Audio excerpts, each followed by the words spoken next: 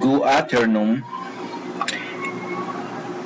How to insert an image in Word. 1. Enter the Word program. 2. Go to Insert option. 3. Locate the image icon. 4. Select image. 5. Insert image. 6. August image.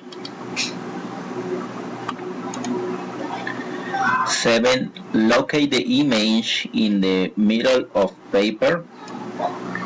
8. Save the document.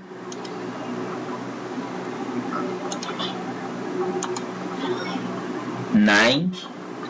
Exit Word. Thank you very much.